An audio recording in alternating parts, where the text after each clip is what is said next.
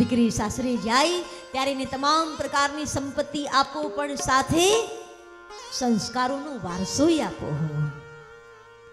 દીકરી જ્યારે સાસરે જતી હોય ને, આપણે ત્યાં તો બધી કથાઓ છે. માં ભગવતી મેનાએ જ્યારે પાર્વતીને સાસરે મોકલ્યા એને પણ શિખામણ આપી છે. ભગવતી સીતાને જ્યારે માં સુનૈના અને દશરથજી સાસરે મોકલે ત્યારે એને શિખામણ આપી છે. કેવી? સાસુ સસુર ગુરુ સેવા કરહું. સાસુ સસુર ગુરુ સેવા કરહું. પતિ રૂખ લખી આયસુ અનુહરવું. પતિ રૂખ લખી આયસુ કરહું સદા. પતિ પદ પૂજા કરહું સદા. પતિ પદ પૂજા. નારી ધર્મ પતિ દેવન દૂજા. નારી ધર્મ પતિ દેવન દૂજા. કરહું સદા પરપદ પૂજા.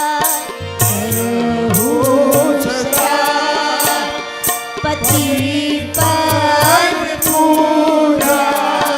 નારી ધર્મ પતિ દેવન દૂજા. નારી ધર્મપતિ દેવન દૂજા. નારી ધર્મ પતિ દેવન દૂજા. નારી પતિ ધર્મપતિ દેવન દૂજા. પતિ દેવન દૂજા. પતિ દેવન દૂજા. પતિ દેવન દૂજા. પતિ દેવન દૂજા. પતિ દેવન દૂજા. પતિ દેવન દૂજા.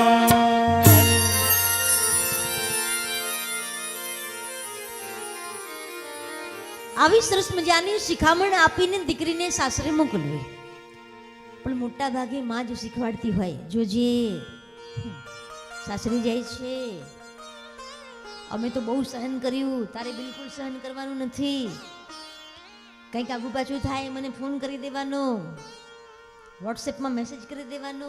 અને મોટા ભાગે એવું કહે, જોજે સાસુ સસરાને તો બરાબર કંટ્રોલમાં જ રાખવાના પહેલીથી.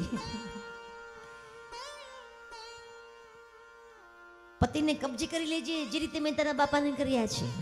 બોલો, આવી શિખામણ આપી તો કઈ પાછી પડે ના. એને રામાયણની સીતા, મહાભારતની દ્રૌપદી પાંચે પતિઓના સાથમાં ગઈ છે.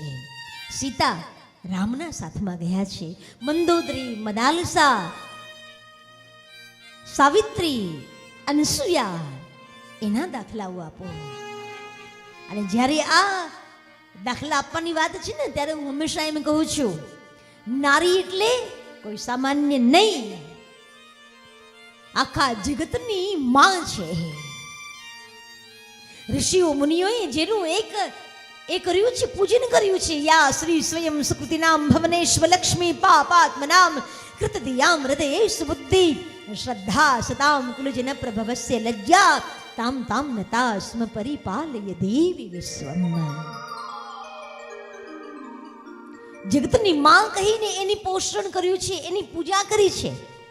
આજે મને કોઈ કહેતું હતું, દીદી અમારી દીકરીઓનું આ ચૈત્રી નવરાત્રિ ચાલે છે, પૂજન કરવા આવવું છે, અમારે એને ભોજન આપવું છે, અમે આપી શકીએ? બિલકુલ. અમને બધાને સાધુઓને જમાડવા કરતા આવી દીકરીઓને જમાડો. હા, મોટા ભાગે સાધુઓ તો બધા ડાયાબિટીસ થઈ ગયા બધાને. દીકરીઓને જમાડો, સરસ રીતે જમાડો, એને ભાવે એવું જમાડો.